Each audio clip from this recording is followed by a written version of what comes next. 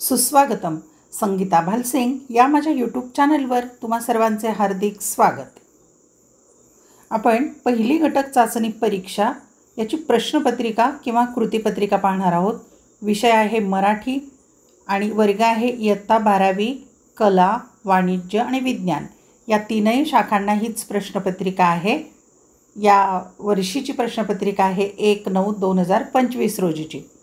गुण आहेत 25 आणि 25 गुणांच्या प्रश्नपत्रिकेला किंवा कृतीपत्रिकेला सोडविण्यासाठी 1.5 तासाचा वेळ आहे. चला तर पाहूया आपण ही प्रश्नपत्रिका किंवा कृतीपत्रिका. ही यापूर्वीच मी शॉर्ट व्हिडिओमध्ये पोस्ट केलेली आहे, पण त्याची उत्तरपत्रिका आपण पाहूया. म्हणजेच कृती कशा सोडवायच्या, उत्तरं कशी लिहायची ते आपण आता पाहूया. पहिली घटक चाचणी परीक्षा 2025-26. विभाग गद्य आहे. पहिला विभाग, त्याला एकूण 8 गुण आहेत आणि कृती क्रमांक 1 आहे खालील उतार्याच्या आधारे सूचनेनुसार कृती करा. त्यातले क्रमांक 1 चौकटी पूर्ण करायच्या आहेत आणि चौकटी पूर्ण करण्यासाठी जो परिच्छेद किंवा उतारा दिलेला आहे तो पुढच्या पानावर आहे. चौकटी 2 गुणांच्यासाठी दिलेल्या आहेत. अ चौकट आहे आनंदाला आकर्षित करणारा. या चौकटीमध्ये उत्तर लिहायचं आहे आनंद. पुढच्या परिच्छेदात आलेलं आहे उत्तर. ब आनंदाच्या झऱ्याच्या उगमाचे ठिकाण, त्याचं उत्तर आहे अंतरंगात. या 2 चौकटी अशाच करायच्या आणि हे 2 शब्द यामध्ये लिहायचे. आता कोणता परिच्छेद आहे ते आपण आता पाहूया. 2 गुणांच्यासाठी 2 चौकटीमध्ये ही उत्तरे येतील. नंतर दुसरी कृती दिलेली आहे आकृतीबंध पूर्ण करण्यासाठी 2 गुण आहेत. लेखकाने सांगितलेल्या आनंदाच्या गमती, त्या चौकटीमध्ये 4 उत्तरं किंवा 4 चौकटीत 4 वाक्य येणार आहेत, ती लिहायची. कोणती ते पाहूया. पहिलं आहे तुम्ही शोधू लागलात की तो दडून बसतो, पकडू गेलात की हातातून निसटतो, जितका आटापिटा कराल तितका तो हुलकावण्यात येतो, जितका सहजपणे घ्याल तितका तो सहज प्राप्त होतो. या 4ही ओळी परिच्छेदामध्ये आलेल्या आहेत. आयुष्य आनंदाचा उत्सव हा परिच्छेद आपण आता पाहूया. आनंद सगळ्यांनाच हवा असतो, पण आपला आनंद नेमका कशात आहे हे अनेकांना कळत नसतं. आनंद म्हणजे नेमकं काय हेही उलगडलेलं नसतं. कुठे असतो हा आनंद, कुठे नसतो हा आनंद. आनंदी आनंदगडे जिकडे तिकडे चोहीकडे ही फक्त कविकल्पनाच नव्हे, तेच सत्य आहे, किंबहुना शाश्वत सत्य आहे. आनंदाची गंमत अशी की तुम्ही शोधू लागलात की तो दडून बसतो, पकडू गेलात की तो हातातून निसटतो. आनंदासाठी जितका आटापिटा कराल तितका तो हुलकावण्यात येतो, जितका सहजपणे घ्याल तितका आनंद सहज प्राप्त होतो. आनंद असतोच, तो अनुभवता मात्र यावा लागतो. आनंदाच्या बाबतीत कळसा काखेत असूनही आपण गावाला वळसा घालीत असतो. आनंद आपण बाहेर शोधत असतो आणि तो मात्र आत असतो. आनंद आपल्या मनातच असतो. आनंदाच्या झऱ्याचा उगम आपल्या अंतरंगातच असतो. हे खरं आहे की आनंद सर्वत्र असतो, पण अंतरंगातला आनंद असेल तरच तो अनुभवता येतो. आनंदाचं नातं जुळतं ते फक्त आनंदाशी. आनंदाला आकर्षित करतो तो फक्त आनंदच. आनंदाला प्रसवतो तोही आनंदच. या परिच्छेदातच चौकटीमधली सगळी उत्तरं आलेली आहेत. काळजीपूर्वक परिच्छेद वाचला की सहज उत्तर सापडतात. तिसरी स्वमत अभिव्यक्तीची कृती आहे 4 गुणांच्यासाठी. 2 पैकी एकच सोडवायची आहे. प्रत्येक माणसाला आपल्या अस्तित्वाचे भान असणे गरजेचे आहे. तुमचे मत लिहा. किंवा सौंदर्य जसं पाहणाऱ्याच्या दृष्टीत असतं तसा आनंद घेणाऱ्याच्या वृत्तीत असतो. या विधानाबाबत तुमचे मत लिहा. आता स्वमत अभिव्यक्ती 2 विचारले, 2 पैकी एकच लिहायचे. 4 गुण आहेत. पण आपण आता उत्तरपत्रिका सोडवत आहोत, त्यामुळे 2ही कृतींची उत्तरं आपण पाहूया. प्रत्येक माणसाला आपल्या अस्तित्वाचे भान असणे गरजेचे आहे. तुमचे मत लिहा. उत्तर: प्रत्येकाला आपल्या अस्तित्वाचे भान असणे आवश्यकच आहे. हे अगदी खरे आहे. आपण हे भान बाळगत नाही, त्यामुळे आपले नुकसानही होते. आपल्या साध्या साध्या कृतींकडे लक्ष दिले तरी हा मुद्दा लक्षात येईल. रस्ता ओलांडताना भरधाव येणाऱ्या गाड्यांना आपण लीलयात चुकवत जातो. खो खोमध्ये किती चपळाई दाखवतो आपण सवयीने या हालचाली करतो, त्यामुळे त्यातली किमया आपल्या लक्षातच येत नाही. चक दे इंडिया हा चित्रपट पाहताना हे खूपदा लक्षात आले आहे. सर्व हालचाली करताना आपण आपल्या शरीराचा उपयोग करतो. हे माझे शरीर आहे आणि या शरीराच्या आधाराने मी जगतो, ही भावना सतत जागी असली पाहिजे. मग आपल्या प्रत्येक हालचालीचा आपण बारकाईने विचार करू शकतो. शरीराला प्रशिक्षण देऊ शकतो. अनेकदा आपल्याला नाचण्याची लहर येते, पण पावले नीट पडत नाहीत. आपण मनातल्या मनात खट्टू होतो. पण शरीराची जाणीव असेल तर नृत्यातल्या हालचाली शिकून घेता येतात. तिथेच आपली चूक होते. खरे तर प्रत्येक पाऊल टाकताना आपण आपल्या शरीराचा डौल राखला पाहिजे. कोणाही समोर जातो तेव्हा हेच लक्षात ठेवले पाहिजे. आपण इतरांसमोर स्वतःला सादर करीत असतो. ते सादरीकरण सुंदर केले पाहिजे. आपल्याला लाभलेले अस्तित्व प्रत्येक क्षणाला साजरे केले पाहिजे. तर मग आपण जगण्याचा आनंद घेऊ शकतो. अभिनेते, खेळाडू असे कसलेले सादरकर्ते डौलदार का दिसतात? एखादी अभिनेत्री फोटोसाठी उभी राहते तेव्हा तीच लक्षणीय का दिसते? ही सगळी माणसे आपल्या देहाचे, आपल्या अस्तित्वाचे भान बाळगतात. आपले अस्तित्व देखणे करायचा प्रयत्न करतात. ती स्वतःच्या अस्तित्वाचा आनंद घेतात आणि दुसऱ्यांनाही देतात. हेच सुख असते, त्यातच आनंद असतो. आता किंवा पण विचारलेलं आहे स्वमत अभिव्यक्तीची कृती, ती पाहूया आपण. सौंदर्य जसं पाहणाऱ्याच्या दृष्टीत असतं तसा आनंद घेणाऱ्याच्या वृत्तीत असतो. या विधानाबाबत तुमचे मत लिहा. उत्तर: एखादी व्यक्ती काही जणांना सुंदर दिसते तर अन्य काही जण ती सुंदर नाहीच यावर पैज लावायला तयार होतात. हा व्यक्तीच्या दृष्टीतला फरक आहे. कोणत्या कारणांनी कोणती व्यक्ती कोणाला आवडेल हे काहीही सांगता येत नाही. त्याप्रमाणे कोणाला कशात आनंद मिळेल हेही सांगता येत नाही. आनंदाच्या तऱ्हा वेगवेगळ्या असतात. प्रत्येकाचा आनंद वेगळा असतो. पोस्टाची तिकिटे किंवा नाणी गोळा करण्याचा नेहमीचा छंद असलेली माणसे आपल्याला ठाऊक असतात. पण एकाला लोकांकडची जुनी पत्रे गोळा करण्याचा छंद होता. एक जण आठवड्यातून एकदा आसपासचा एक गाव पायी चालून यायचा. एकच सिनेमा एकाच महिन्यात 7-8 वेळा पाहणारेही सापडतात. सिनेमातले सर्व संवाद त्यांना तोंडपाठ असतात. ते संवाद ते सिनेमाप्रेमी पुन्हा पुन्हा ऐकवतात. त्यातून त्यांना कोणता आनंद मिळत असेल? यावरून एकच दिसते की प्रत्येकाची आनंदाची ठिकाणे भिन्न असतात. आनंद शोधण्याची वृत्ती भिन्न असते. व्यक्तींमधला हा वेगळेपणा आपण लक्षात घेतला तर समाजातील अनेक भांडणे संपतील. समाजासमोरच्या समस्यासुद्धा सुटतील. प्रत्येक व्यक्तीची प्रकृती भिन्न असते. आवडीनिवडी भिन्न असतात. हे वास्तव आपण ओळखले पाहिजे. व्यक्तींची ही विविधता ओळखली पाहिजे. या विविधतेची बूज राखली पाहिजे. मग समाजात विविध प्रकारच्या रंगीबेरंगी वस्तू निर्माण होतील. रंगीबेरंगी घटना घडत राहतील. समाजजीवन अनेक रंगांनी बहरून जाईल. विभाग दुसरा आहे पद्य किंवा कवितेचा. त्यावर 6 गुण आहेत. कृती क्रमांक 2. खालील कवितेच्या आधारे सूचनेनुसार कृती करा. आता इथे कविता दिलेली आहे रोज मातीत. कल्पना दुधाळे यांची कविता आहे आणि कृती चौकटीमधली पाहूया आपण. पहिली हिरवं गोंदलेली जमीन. आता यामध्ये उत्तर आलेलं आहे कवितेमध्ये, ती आहे काळी आई. आणि ब आहे घरादाराला बांधलेलं तोरण. ह्या 2 चौकटीमध्ये 2 शब्द लिहायचे. कविता आपण पाहूया. सरी वाफ्यात कांद लावते बाई लावते, नाही कांद ग जीव लावते बाई लावते. रोज मातीत मी ग नांदते बाई नांदते. फुलं सोन्याची झेंडू तोडते बाई तोडते, नाही फुलं ग देह तोडते बाई तोडते. घरादाराला तोरण बांधते बाई बांधते, रोज मातीत मी ग नांदते बाई नांदते. ऊस लावते बेन दाबते बाई दाबते, नाही बेन ग मन दाबते बाई दाबते. कांड्या कांड्यांनी संसार सांधते बाई सांधते, रोज मातीत मी ग नांदते बाई नांदते. उन्हा तानात रोज मरते बाई मरते, हिरवी होऊन माग उरते बाई उरते. खोल विहिरीचं पाणी शेंदते बाई शेंदते, रोज मातीत मी ग नांदते बाई नांदते. आता इथे पुढे दुसरी अभिव्यक्ती घेतलेली आहे. शेतकरी स्त्रियांच्या कष्टमय जीवनाचे वर्णन कवितेच्या आधारे लिहा. आता इथे 6 गुण आहेत तर 2 गुण काळी आई आणि तोरण हे 2 शब्द लिहायला 2 गुण आणि अभिव्यक्ती लिहायला 4 गुण निर्धारित केलेले आहेत. आपण पाहूया शेतकरी स्त्रियांचं कष्टमय जीवनाचं वर्णन. शेतकरी स्त्रियांच्या कष्टमय जीवनाचे वर्णन कवितेच्या आधारे लिहा. यापेक्षा वेगळं उत्तरही तुम्ही लिहिलं तरी चालू शकेल. रोज मातीत या कवितेमध्ये कवयित्री कल्पना दुधाळ यांनी शेतकरी स्त्रियांच्या कष्टमय जीवनाचे हृदयद्रावक चित्रण सार्थ शब्दात केले आहे. कष्टकरी शेतकरी महिला शेतातल्या वाफ्यातील सरीत कांदे लावते, जीव ओतून काम करते, काळ्या मातीला हिरव्या गोंदनाने सजवते, सोन्यासारखी झेंडूची फुले तोडून त्यांची माळ करून घरादाराला तोरण लावते, ऊसाच्या पिकासाठी ऊसाची छोटी कांडे मातीत दाबते, जणू ती सोन्यासारखी झेंडूची फुले तोडून त्याची माळ करून घरादाराला तोरण लावते. ऊसाच्या पिकासाठी ऊसाची छोटी कांडे मातीत दाबते. जणू ती स्वतःचे मनच त्यात दाबते. काड्या काड्या जमवून आपला संसार सांधते. उन्हातानात दिवसभर खपून भविष्यातले हिरवे सुगीचे स्वप्न पाहते. विहिरीचे पाणी शेंदून काढते.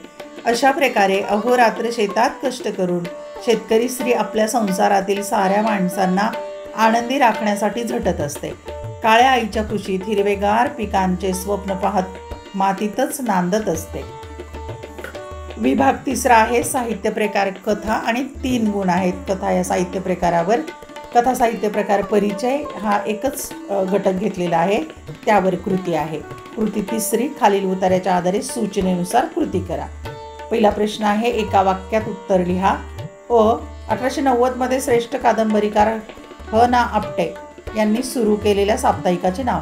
म्हणजे हरिनारायण आपटे यांनी कोणतं साप्ताहिक सुरू केलं ते पहिल्या ओळीतच उत्तर आहे. त्याचं नाव आहे करमणूक. 1 गुण मिळेल एवढा शब्द लिहिला की. आता परिच्छेद पाहू. 1890 मध्ये श्रेष्ठ कादंबरीकार ह ना आपटे यांनी करमणूक या साप्ताहिकाची सुरुवात केली. या साप्ताहिकातून त्यांनी दैनंदिन जीवनाशी संबंधित साध्या व हृदयस्पर्शी कथा प्रकाशित केलेल्या. पुढे कथेच्या स्वरूपात कालानुरूप बदल होत गेले. आशय आणि अभिव्यक्तीत परिवर्तन होऊन कथा सामर्थ्यवान झाली. अधिकाधिक विषयांना स्पर्श करत ती बहुआयामी होत गेली. लेखन तंत्रातही प्रयोग झाले. त्यानंतर ग्रामीण कथा, दलित कथा यांनी कथा वाङ्मयाला समृद्ध केले. स्त्री शिक्षणाच्या प्रसाराचा प्रभाव साहित्यावरही झाला. स्त्रियांचे अनुभव कथेच्या माध्यमातून व्यक्त होऊ लागले. त्यामुळे एकूणच कथेचा प्रवाह आणि आशय दोन्हीही वृद्धिंगत होत गेले. अशी ही जीवनाचे विविधांगी दर्शन घडवणारी कथा आजही वाचकांना आकृष्ट करत आहे.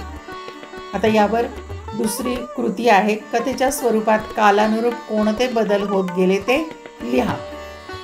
आता इथे 2 गुणांच्यासाठी उत्तर लिहायचं आहे, ते आपण पाहूया. कथेच्या स्वरूपात कसा बदल झाला ही कथेची पूर्वपीठिका आहे, ती आपण पाहूया. 1806 साली छापलेले बालबोध मुक्तावली हे मराठीतील गोष्टीचे पहिले पुस्तक होय. त्यानंतर पंचतंत्र 1815, हितोपदेश 1815, सिंहासन बत्तीशी 1824, इसप नीतिकथा 1828, वेताळ पंचविशी अशी अनेक पुस्तके प्रसिद्ध झाली. मराठी ज्ञानप्रसारक या 1850 साली सुरू झालेल्या नियतकालिकातून अनेक लहान लहान गोष्टी प्रसिद्ध झाल्या. त्यातील बहुतेक सर्व गोष्टी रचनेच्या दृष्टीने अत्यंत प्राथमिक स्वरूपाच्या होत्या. आजच्या कथेची खऱ्या अर्थाने सुरुवात 1890 साली झाली. प्रख्यात कादंबरीकार ह ना आपटे यांनी त्यावर्षी करमणूक साप्ताहिक सुरू केले. त्यातून त्यांनी दैनंदिन जीवनाचे प्रतिबिंब असलेल्या स्फुट गोष्टी लिहिल्या. पुढे अनेक कथाकारांनी अनेक अंगांनी मराठी कथा समृद्ध करीत नेली. ग्रामीण कथा, दलित कथा असे नवनवीन प्रवाह निर्माण झाले. स्वातंत्र्यानंतर शिक्षणाचा प्रसार झाला. विविध जातीधर्माचे लोक शिक्षणाच्या कक्षेत आले. स्त्रियांमध्ये शिक्षणाचे प्रमाण वाढले. या सगळ्या समाज घटकांमधून कथालेखक निर्माण झाले. त्यामुळे जीवनाचे विविधांगी दर्शन घडवणाऱ्या कथा मराठीत लिहिल्या जाऊ लागल्या. विभाग चौथा आहे उपयोजित मराठी 4 गुणांच्यासाठी आणि कृती क्रमांक 4. खालीलपैकी कोणत्याही 2 कृती सोडवायच्या. मुलाखत हा उपयोजित मराठीमधला पहिला भाग आहे. 4 कृती विचारले, त्यातल्या 2च सोडवायच्या आहेत. 4 गुण म्हणजे 1 कृती सोडवली तर 2 गुण. पण आपण उत्तरपत्रिका सोडवत आहोत, मग 4ही कृती आपण सोडवूया. 1. मुलाखत म्हणजे पूर्वनियोजित संवाद हे स्पष्ट करा. 2. मुलाखत घेताना घ्यावयाची काळजी लिहा. 3. मुलाखत ही व्यक्तीच्या कार्यकर्तृत्वाची ओळख असते हे स्पष्ट करा. 4. मुलाखतीचे प्रमुख हेतू तुमच्या शब्दात स्पष्ट करा. क्रमांक 1. मुलाखत म्हणजे पूर्वनियोजित संवाद हे स्पष्ट करा. उत्तर: मुलाखत म्हणजे संवाद. हा संवाद पूर्वनियोजित असतो. मुलाखतीतील संवाद हेतुपूर्वक घडवून आणला जातो. मुलाखतकार, मुलाखतदाता आणि मुलाखत ऐकणारे, पाहणारे वा वाचणारे, रसिक श्रोते यांच्या सहभागातून मुलाखत आकाराला येत असते. स्वतःच्या क्षेत्रात महत्त्वाचा ठसा उमटवणाऱ्या व्यक्तींचा कार्यप्रवास लोकांपर्यंत पोहोचावा हा मुलाखतीचा हेतू असतो. मुलाखतदात्याचा कार्यसंघर्ष आणि जीवनसंघर्ष उलगडून दाखवण्याचे कार्य मुलाखतीत होत असते. मुलाखतकाराला प्रश्नोत्तरांच्या माध्यमातून व्यक्तिमत्वाचे पैलू उलगडवून दाखवण्याचे कौशल्यपूर्ण काम करायचे असते. मुलाखतकार आणि मुलाखतदाता या 2 व्यक्तींना ठरवून नियोजनपूर्वक वैचारिक भावनिक संवाद साधावा लागतो. मुलाखतीसाठी विषय, व्यक्ती, व्यक्तींमधील संवादासाठी प्रश्नावली याचे पूर्वनियोजन करणे आवश्यक असते. यासोबतच मुलाखतीचे औचित्य, दिवस, वेळ, स्थळ, कालावधी, उपस्थित असणारा रसिक वर्ग यांचाही विचार पूर्वनियोजनात महत्त्वाचा असतो. उत्तम पूर्वनियोजन हे मुलाखतीचे अर्धे यश असते. क्रमांक 2ची कृती आहे, मुलाखत घेताना घ्यावयाची काळजी लिहा. उत्तर: मुलाखतीच्या माध्यमातून व्यक्तीचा जीवन प्रवास जाणून घेता येतो. 2 व्यक्तींच्या संवादाने मुलाखत फुलत असते. मुलाखतकार मुलाखतीत महत्त्वाची भूमिका पार पाडत असतो. मुलाखतीत रसिकांना गुंगवून ठेवण्याचे कौशल्य मुलाखतकाराकडे असणे अपरिहार्य असते. मुलाखत घेताना काही गोष्टींचा अवलंब करणे आवश्यक असते. मुलाखतदात्याला सहज, सोपे प्रश्न विचारणे गरजेचे असते. मुलाखतदात्याला अधिकाधिक बोलते करण्याचा प्रयत्न मुलाखतकाराने करणे अपेक्षित असते. मुलाखतदात्याचा अवमान होईल, उत्तर देताना संभ्रमाची स्थिती निर्माण होईल असे प्रश्न टाळावेत. मुलाखतीचा हेतू लक्षात घेऊन प्रश्नावली बनवणे केव्हाही उचित ठरते. अपेक्षित उत्तर सूचित होईल असे प्रश्नांचे स्वरूप असावे. वेळेची मर्यादा लक्षात घेऊन मुलाखत घेताना प्रश्नांची निवडही तितकीच महत्त्वाची असते. प्रश्नांची पुनरावृत्ती टाळावी. प्रश्नांची निवड करताना उपस्थित श्रोतृवर्ग लक्षात घेणे गरजेचे असते. मूळ विषय सोडून असंबद्ध प्रश्न टाळावे, ज्याद्वारे तणाव, संघर्ष निर्माण होईल असे मुद्दे उपस्थित करू नये. मुलाखत प्रवाही होईल अशा पद्धतीने संवाद साधत राहावे. मुलाखतीदरम्यान मुलाखतकाराने अनावश्यक हातवारे, हालचाली टाळाव्यात. मुलाखत नियोजित वेळेत पूर्ण करणे आवश्यक असते. 3रा प्रश्न, मुलाखत ही व्यक्तीच्या कार्यकर्तृत्वाची ओळख असते हे स्पष्ट करा. उत्तर: सामान्यात असामान्य कामगिरी करणाऱ्या व्यक्तीचे आयुष्य जाणून घेण्याची इच्छा सर्वांनाच असते. विशिष्ट क्षेत्रात उल्लेखनीय कामगिरी करणाऱ्या व्यक्तींची मुलाखत घेतली जाते. प्रश्नांच्या माध्यमातून अशा व्यक्तिमत्वांना बोलते करण्याची जबाबदारी मुलाखतकारावर असते. गृहिणी, विद्यार्थ्यांपासून ते डॉक्टर, वकील, सामाजिक कार्यकर्ते, शिक्षक, संपादक, पत्रकार, कवी, लेखक, गिर्यारोहक, समुपदेशक, खेळाडू, तंत्रज्ञ, शेतमजूर, कामगार अशा कोणत्याही क्षेत्रातील व्यक्तीच्या कार्यांचा प्रवास मुलाखतीतून जाणून घेता येतो. मुलाखतीत अशा कार्यसिद्ध व्यक्तिमत्वांचा जीवन प्रवास त्यांच्याच तोंडून ऐकता येतो.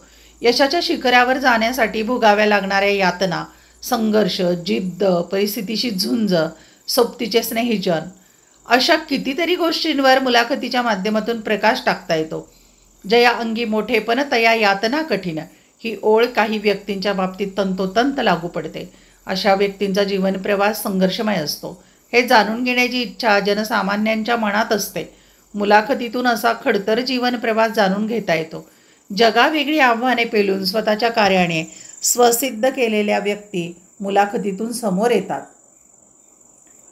4था प्रश्न किंवा कृती आहे, मुलाखतीचे प्रमुख हेतू तुमच्या शब्दात स्पष्ट करा.